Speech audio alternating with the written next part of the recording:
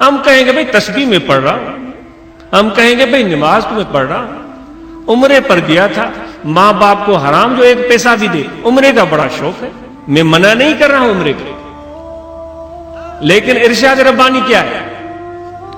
اللہ تعالیٰ کیا فرماتا ہے کہ اگر تمہارے پاس ملکیت اور مال ہے اس کو خرچ کس طرح کرو؟ قل بسم اللہ الرحمن الرحیم قل ما انفقتم من خیر فللوالدین والاقربین۔ اب تم اگر کوئی چیز،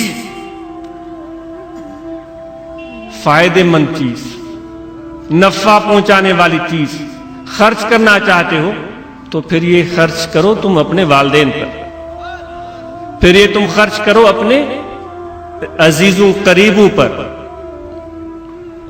میں نہیں کہہ رہا ہوں، مالک مختار رب العالمین کہہ رہا ہے۔ ہم کو مزہ نہیں آئے گا، عمرے میں جائیں گے تو بھائی سب کو پتہ چلے گا، اخبار میں بھی خبر لگے گی، فلاں پیر صاحب، فلاں حضرت صاحب عمرہ کر کے آ گئے، بھائی گئے تھے وہاں، کیا واقعی تمہارے جانا وہاں محبوب کی خدمت میں پسندیدہ بھی ٹھہرا؟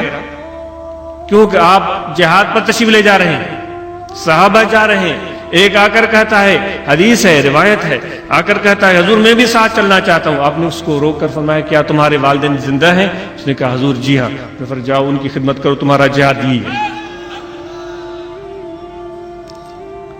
یہاں تک کہ جن مجاہدین کو والدین کی اجازت نہیں ہوتی تھی تو حضور کی بھی اجازت نہیں ہوتی تھی کہ تم جہاد پر چلو۔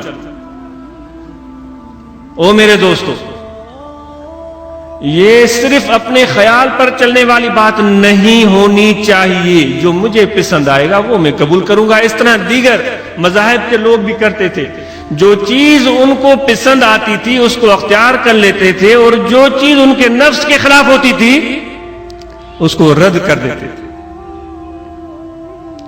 اب ہمیں اس سے کیا سبق ملا؟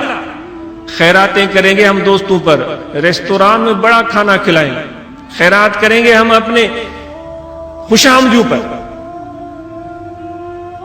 تاکہ وہ کہیں واہ واہ بھائی یہ تو بڑا سخی ہے، بڑے بے وقوف ہیں، بڑے احمق ہیں، یہ حضور کی تعلیم نہیں ہے۔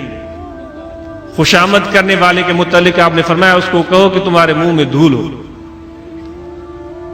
کیونکہ اس خوشامد کرنے والوں نے ہی اس ملک کو یہاں تک پہنچایا ہے جو آج مشکلاتیں، دقتیں نظر آ رہی ہیں۔ ہم بھی جب کبھی تمہارے سامنے، میرے سامنے بھی، اللہ مجھے بھی شرم حیا دے اور میرے دوستوں کو بھی، جب بھی تمہارے ارد گرد خوشامد کرنے والے جمع ہو جائے، سمجھو بیڑا غرق ہو۔